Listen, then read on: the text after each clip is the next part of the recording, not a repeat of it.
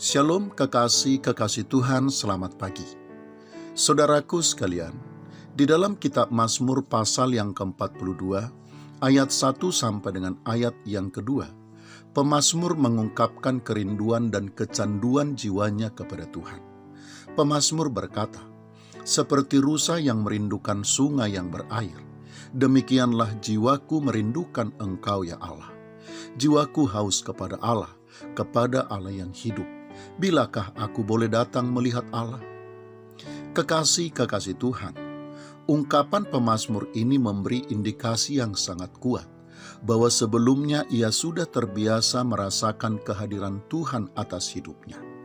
Ia sudah merasakan keindahan dan kenikmatan dari kehadiran Tuhan tersebut. Itulah sebabnya ketika pada satu kali dan oleh karena sesuatu, ia tidak lagi bisa merasakan keindahan kehadiran Tuhan tersebut.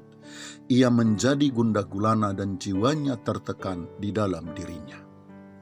Kekasih-kekasih Tuhan, ada ungkapan yang menyebutkan, jika belum pernah melakukan, maka tidak akan mungkin kecanduan. Ungkapan ini dengan sangat jelas hendak menunjukkan bahwa seseorang hanya akan tertarik atau bahkan hanya akan kecanduan pada sesuatu yang sudah pernah diperbuatnya. Karena sudah barang tentu, kalau ia sudah melakukannya, maka ia akan mengerti rasanya dan keindahannya. Seseorang tidak akan mungkin kecanduan menghisap rokok, kalau sebelumnya ia belum pernah merokok. Kita tidak akan mungkin kecanduan terhadap apapun dan berusaha untuk terus ingin mendapatkannya atau untuk melakukannya, kalau sebelumnya kita belum pernah melakukan dan merasakan dampaknya.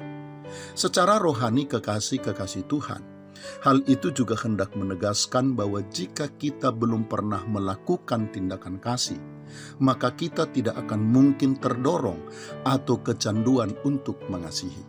Jika kita belum pernah melakukan perbuatan baik, maka kita tidak akan mungkin kecanduan untuk melakukan yang baik. Ketika kita terbiasa mencari wajah Tuhan, kita tentu akan mengetahui dan merasakan keindahan dari kehadiran Tuhan tersebut. Dan kita akan terus ingin merasakannya. Karena itu kita akan terus terdorong untuk mencari wajah Tuhan dan masuk dalam hadirat-Nya.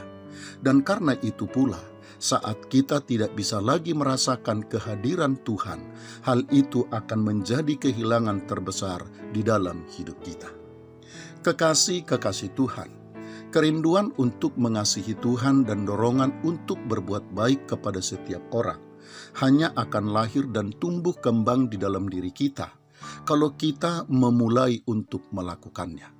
Kasih akan Tuhan dan sesama hanya akan tumbuh dan akan menjadi dorongan yang menuntut untuk dipenuhi ketika kita mulai belajar mengasihi Tuhan dan sesama.